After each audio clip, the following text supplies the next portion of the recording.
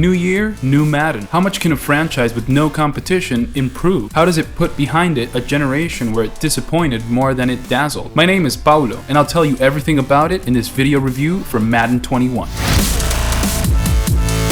I love the NFL. It may not be the most popular sport in this region of the world, but ever since I was a kid, its cinematic factor of being able to turn around a result in the last minute and planning complex lab-style strategies has always held an attraction for me. Every year, for me, the Super Bowl is a sporting event like no other, where entertainment is at the forefront, and hand in hand with movies like Little Giants, Any Given Sunday, and series like Friday Night Lights. My love for this league and this sport has grown exponentially. I try not to miss a single match and always stay on top of the trends of a league that in recent years has changed its playing style notably, with younger and much more mobile quarterbacks who have revolutionized the position. The arrival of the likes of Patrick Mahomes, Lamar Jackson, Deshaun Watson, and Kyler Murray in the league defined this trend that was begun a few years ago by Cam Newton and Colin Kaepernick, who unfortunately isn't playing at the moment as he was alienated by the NFL for his political activism, the same league that now offers him late and useless apologies. Therefore, in the present context where the evolution and the changes in the game are constant, EA Sports hasn't been able to maintain the necessary freshness in the only simulation game of this sport on the market. This generation has been highly disappointing for Madden, with a single example of real innovation and surprise in what was the story mode Longshot in 2017. Unfortunately, the game still offers the same experience as always, with few alterations and minimal improvements.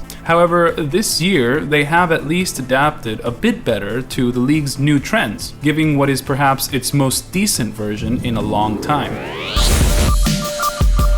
The fairly good impression that Madden 21 makes lies mainly in how they have created various playing modes to streamline the experience and not waste your time. The main one of these is called Face of the Franchise and is their equivalent to a story mode. In it, we create a character and start off at high school, going through college and finally making it to the NFL. This path is pretty fast and doesn't take many matches, which makes the experience quite pleasant and easy to get into. The ridiculous aspects of the story can be forgiven because the emphasis on the cinematics starts to diminish after an hour. It's a plot that removes around friendship rivalry with one of our high school classmates who follows us all the way in our professional career. Nothing new or particularly well executed there. It's just a context to set up certain playable situations and decisions, like which university to go to. The best part is how our character improves and how when we're starting in the NFL, we'll only be playing very specific matches unless we want to take total control of the franchise and turn it into a more traditional career mode. One of the new play modes is called The Yard and is an attempt to connect a little with the NFL Street experience and even NFL Blitz from a few years ago, but all with the engine and mechanics of the current Madden. To be honest, The Yard is a mix of sensations with some good surprises and spectacular moments, but with various frustrations. The idea of doing 6 versus 6 matches in street locations gives the sensation of something more improvised and amateur. Every team has 3 drives, possession, to score as many points as possible.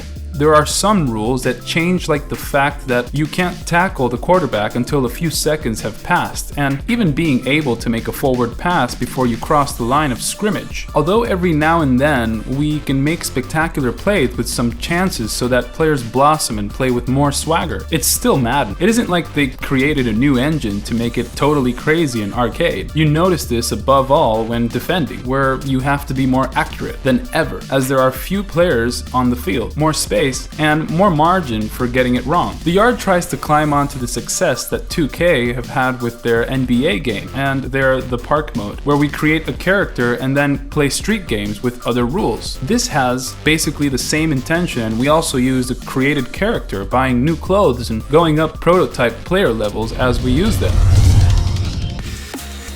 Unfortunately, the cosmetic options and the type of progression that it offers are not attractive enough as to make us return to the yard. There are a lot of tournaments for playing against the CPU, and if we want to play online against other people, but basically we're always going to be playing the same in a type of game that rapidly becomes repetitive and not very exciting. It's stuck between simulator and arcade and never fully realizes its full potential. The Yard and all the other playing modes use the X Factor system introduced in Madden 20, and which consists of certain players with special features, such as being less likely to having the ball snatched from their hands, greater skill for intercepting passes, highlighting better pass options, etc. How this is implemented and activated in each match is pretty interesting, as before we can use certain players' X Factor advantages, we have to meet with a number of requirements, such as executing a certain number of passes in a row, or doing carries over a certain number of yards. It's a good way to set up mini challenges in each match with a notable payoff. But aside from the yard and the story mode, Electronic Arts continues to push their ultimate team modes, which with FIFA at the top have filled this company's coffers with gold. In the case of Madden, there is a major emphasis on giving a lot of content and lots of challenges to complete to get major rewards. As it isn't as established as FIFA, there are a lot of single player missions to do, and not so much to encourage head-to-head competition online. Madden Ultimate Team is the other mode crammed with content, but also with a lot of grinding to get better plays. One type mission in particular allows us to have, for instance, a Larry Fitzgerald with an average of 85 if we collect 40 stars. To do this means a large number of hours in which we complete missions, such as advancing so many yards in so many games, stopping a touchdown, etc. They are varied, but the interface functions so slowly that we spend more time in the menus than playing, and that makes a number of aspects of Madden 21 a little tiring.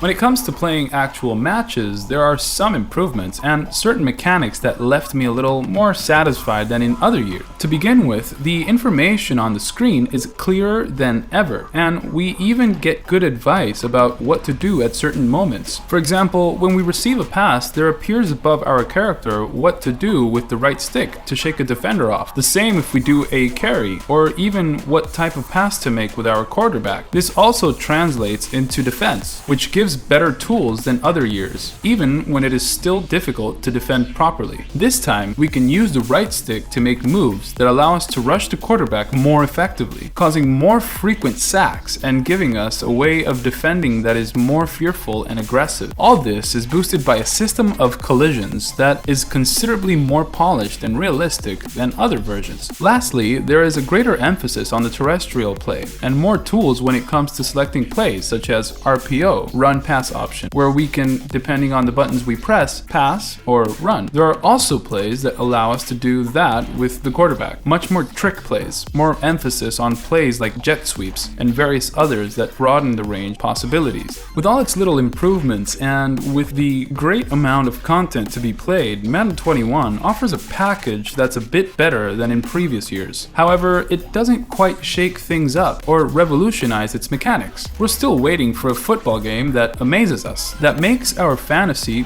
come true, of becoming a quarterback at the biggest sporting event of them all. The lack of competition can be seen year after year as the development team is under no pressure to give us a better game that takes more risks. For now, we have to settle with little, but I hope in the next generation of NFL games, they'll seriously step up their game. For all these reasons, Madden 21 gets a score of 7 points. The highlights include a better adaptation to the current style of play in the NFL, an enormous amount of content, a story mode that's quite snappy, and a more suitable way of helping us make certain moves with information on the screen. The weakest parts are still there, and basically it's the same gameplay experience as usual. The yard mode doesn't have much depth, and there is a marked crisis of identity and an interface that takes a long time to load and frequently gets stuck. This has been my review of Madden 21, and I hope you enjoyed it. Don't forget to like the post, subscribe to the channel, share the video, and activate the little bell. Follow Malditos Nerds on our social media, and look out for all the content we post on this channel.